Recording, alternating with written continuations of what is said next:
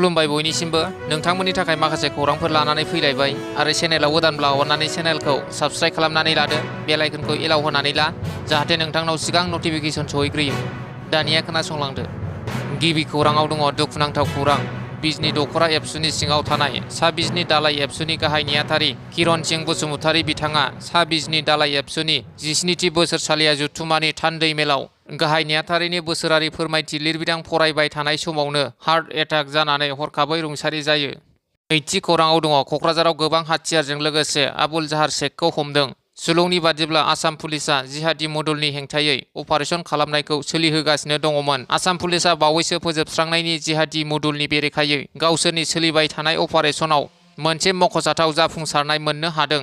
स्रोद सुलुंनि खौरांखौ बिथा खालामनानै स्पेशल टास्क फर्स सुंद'यै एसटिएफ आसामआ क'क्राझारनि नमापारानि जयपुरनि थागिबि 30 बोसोर बैसोनि आबुल जाहार शेखखौ हमनो हादों। आबुल जाहार शेखआ पुलिसनो फोरमायनायनि उनाव एसटिएफ आसाम पुलिसआ गंब्रै आखाइजों बानायनाय राइफल, गर 34 गुलि बारुद, 24 लांदां कार्ट्रिजफोर आरो आइइडि नि मुवाफोरखौ बोखांनो हायो होनना पुलिसनि सुलुङाव फोरमायदों। थामथि खौराङाव दङ गुवाहाटीआव जानला मोनला बाइक स्टेन्ड दिन्थिफुंनायाव गरचुक पुलिसआ बिजय मुन्डा मुंनि सासे लाइमोनखौ खादों।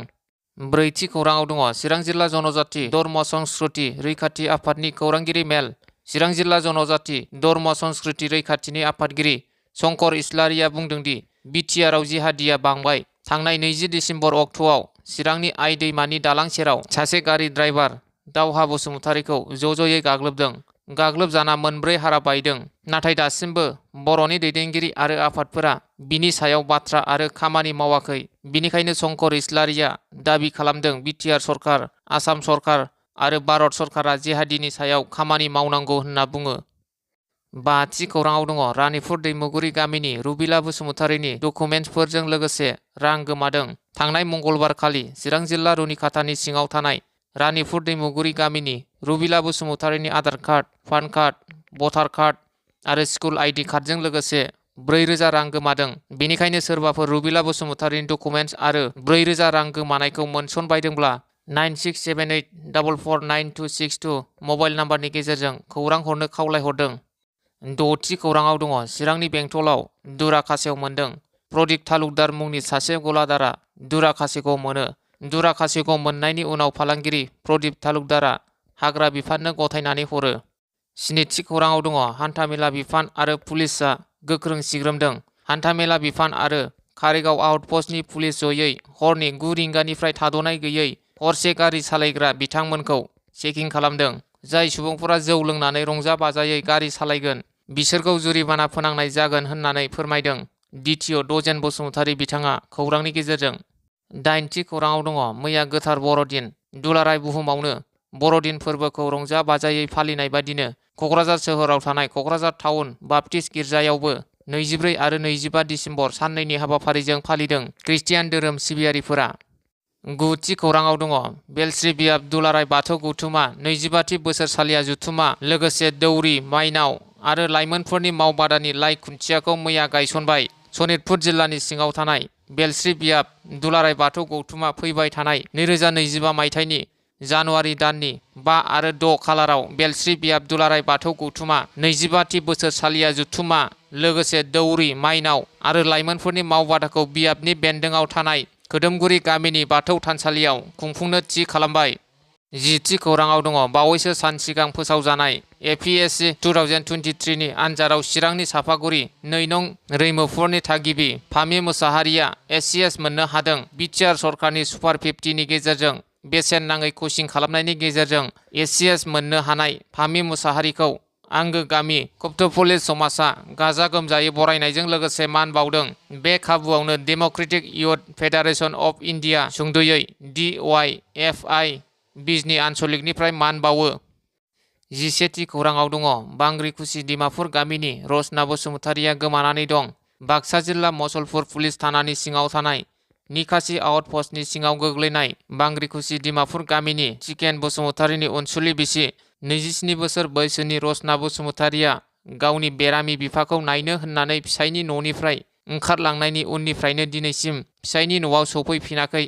मिथिनो मोननाय बादिब्ला चिकेन बसुमतारीया न'खरनि रांखान्थि आंखालखौ सुफुंनो थाखाय तामिलनाडु रायजोआव कम्पानियाव खामानि मावहैना दंमोन आरो बे समावनो थांनाय 17 नभेम्बर खालि रचना बसुमतारीया गावनि बेरामि बिफाखौ नायनो होननानै ओंखारलांदोंमोन।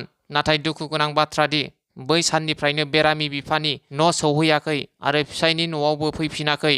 फिसाया बिसिनि गोमानायखौ लानानै निकासी आउटप'स्ट पुलिस थानायाव आर'जलाइ थिसनदोंमोनब्लाबो नाथाय दिनैसिम रचना बसुमतारीनि जेरावबो जेबो गुमुर मोनाखै।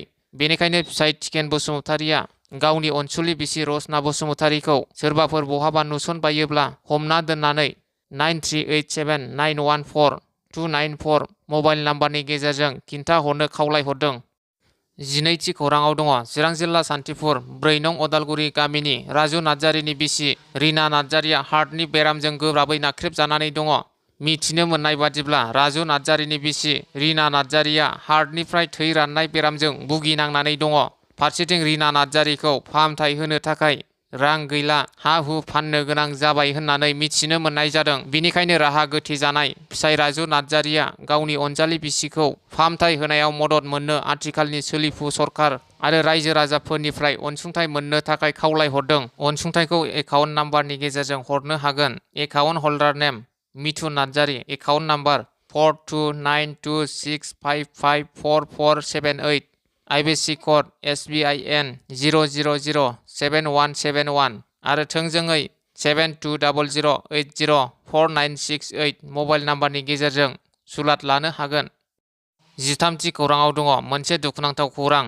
सुलुंनि बादिब्ला काजाखस्ताननिफ्राय गंसे दावबायारि बिरखं जाहाजा जाब्रबथाय जादों। गिबि रिपर्टनिफ्राय मिथिनो मोननाय बादिब्ला सा 70 सुबुंफोर गाखोनाय बिरखं जाहाजा जाब्रबथाय जादों, जेराव गोबां सुबुंफोरखौ थैनायनि सन्देह खालामनाय जादों।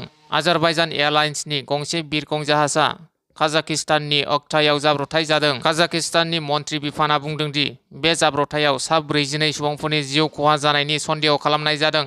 आजारबाइजान एयारलाइन्सआ बुंदों दि बिरखंखौ अक्टाव बिरखं गाथोनाव बाग्लायहोनाय जादों। काजाखस्ताननि मावख'गिरिफोरा बुंदों दि जाथाय जानाय जायगायाव सा 50 नि बांसिन रैखाथि होग्राफोर दंमोन आरो बिसोरो जाहाजाव अर खामनायखौ खोमोरदोंमोन। जायगायारि खौरां बिजोङाव फोरमायथिनाय बादिब्ला बिरखं जाहाजाव सा 67 दावबायारिफोर आरो 7 क्रू मेम्बार्सफोर दंमोन होनना मिथिनो मोननाय जादों।